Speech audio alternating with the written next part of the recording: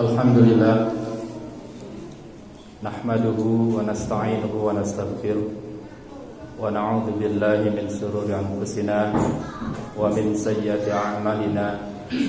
May yahdihillahu fala mudilla lahu wa may yudlil fala hadiya lahu.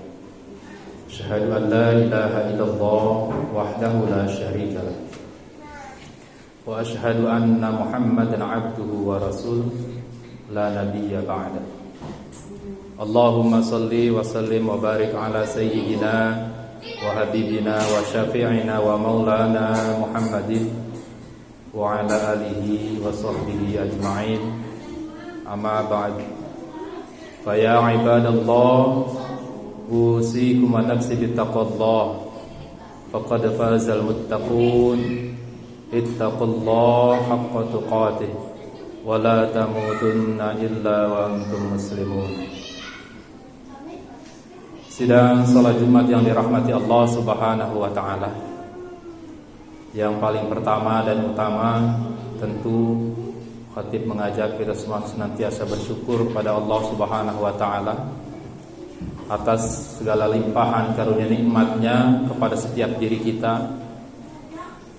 Dari detik ke detik, dari waktu ke waktu, dari hari ke hari,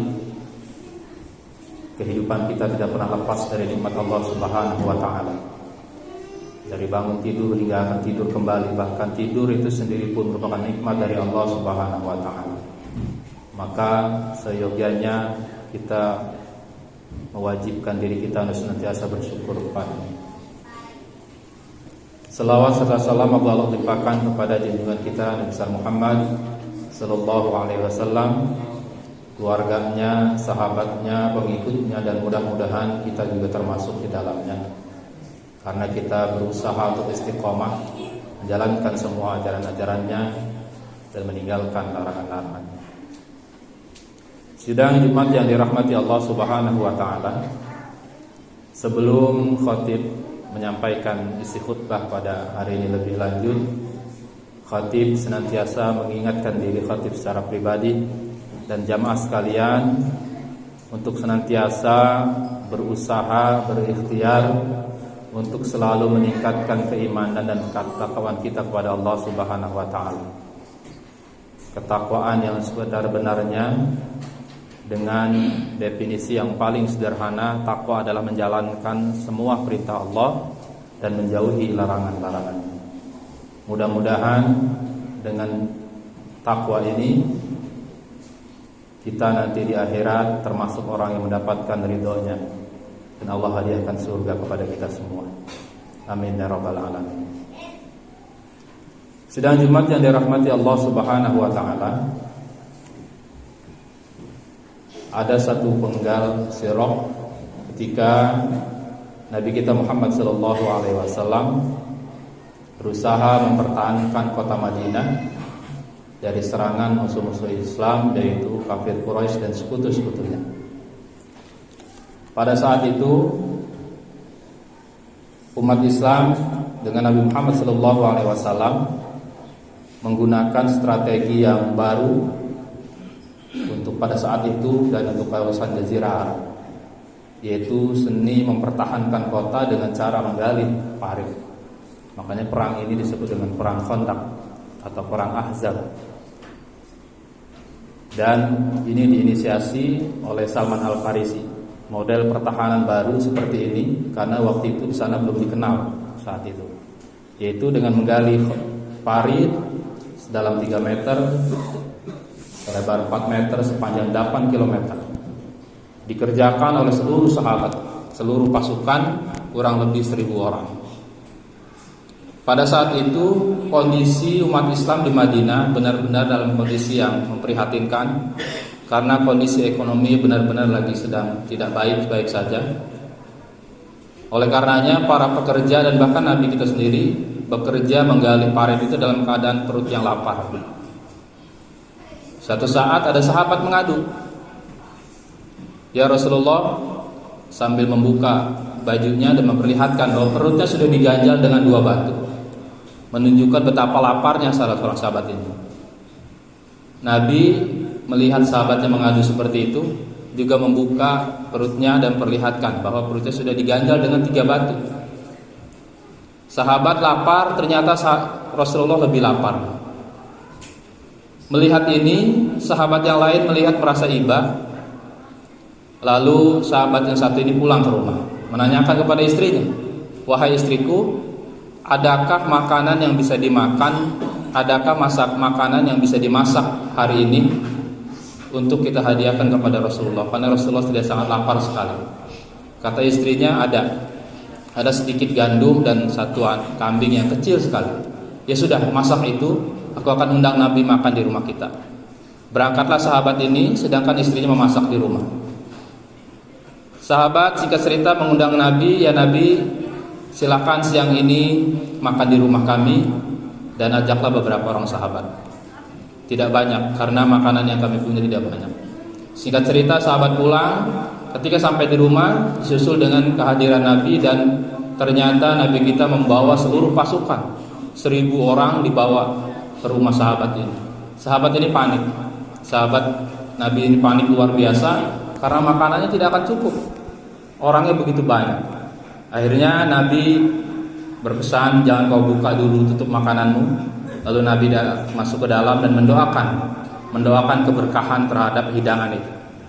Nabi mempersilahkan sahabat masuk 10 demi 10, makan sampai selesai, keluar masuk 10 lagi, sampai 1000 orang selesai semua makan. Ternyata masakannya masih ada dan masih cukup untuk keluarganya.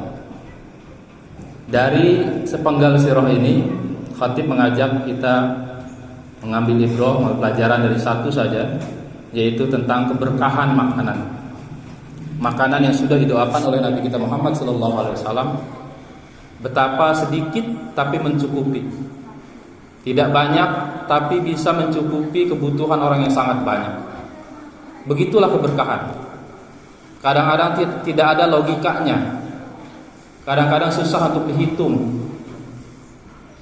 Karena keberkahan, kata ulama, adalah ziyadatul khair, bertambahnya kebaikan, bertambahnya nilainya. Jumlahnya mungkin sedikit, tapi nilainya, kemanfaatannya lebih luas. Jadi kita sebagai laki-laki yang terkadang cara berpikir kita lebih dominan kepada logika dalam mencari harta, mencari rizki, kita berpikir bahwa untuk mencukupi kebutuhan rumah tangga kita, belanja keseharian, pendidikan anak-anak, biaya kesehatan, kita akan berpikir secara logika, maka uang yang kita dapatkan harus banyak, rizki yang kita banyakkan haruslah banyak. Karena memang begitulah kita berpikir secara logika. Sering kita lupakan adalah nilai dan keberkahan dari harta kita, rizki kita. Itu yang sering kita lupakan. Kita mengejar banyaknya, mengejar kuantitasnya, kualitasnya sering terlupa. Padahal banyak belum tentu cukup. Banyak, mungkin ada orang berpenghasilan puluhan juta, tapi hutangnya ratusan juta. Penghasilan miliaran, tapi masalah di rumah tangganya luar biasa.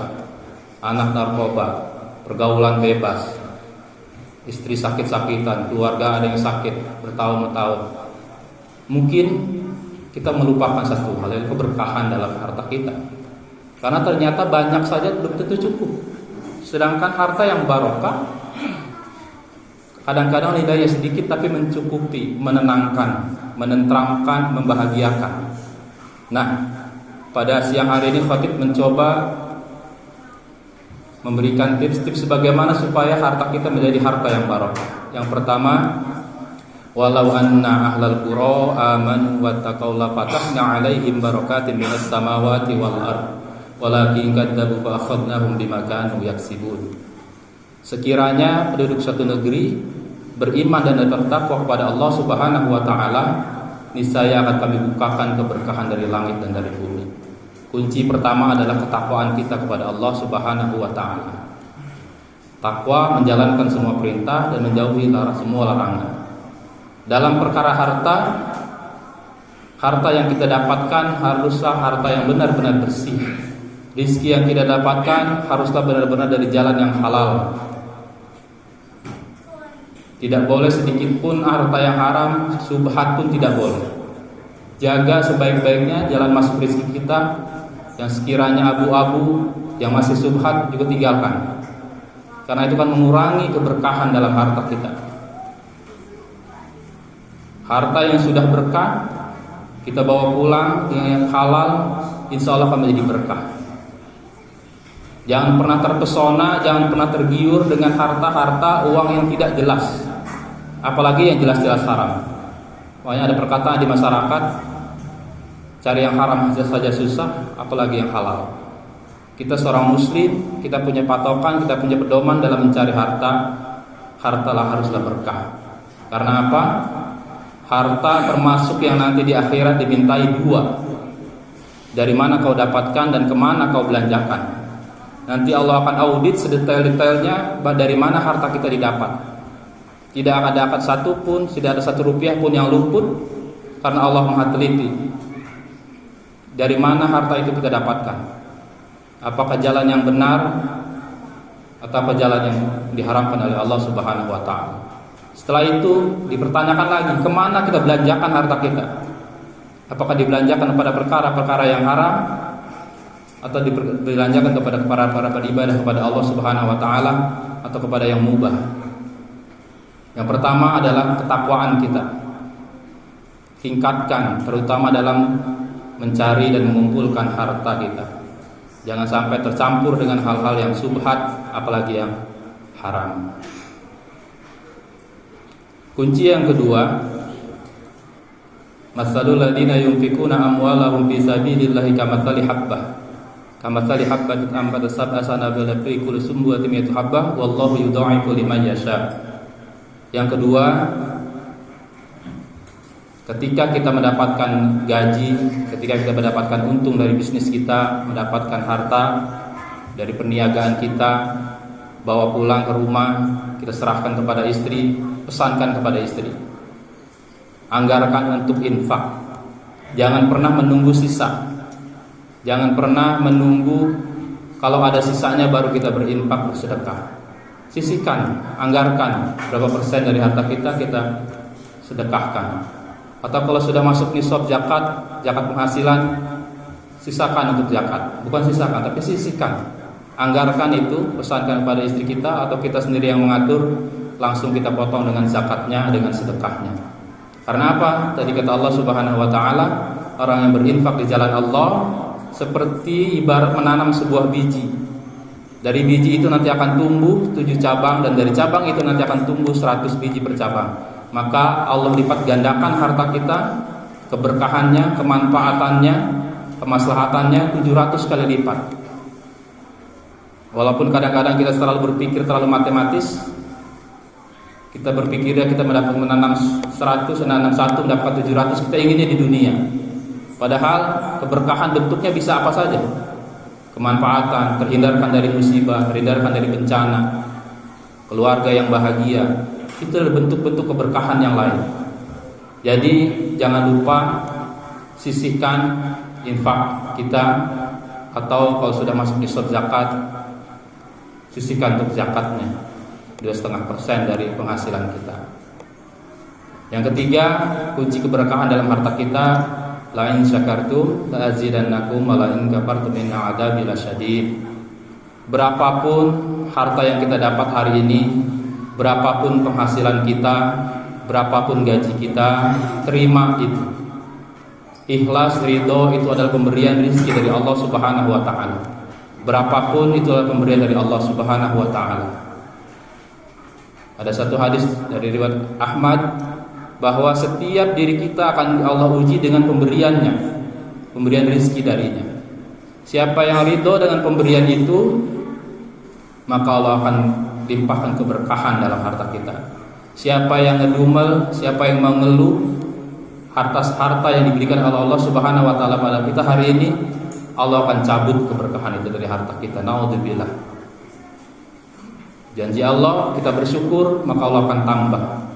Jika kita ingkar, azab Allah sangatlah pedih. Naudzubillah.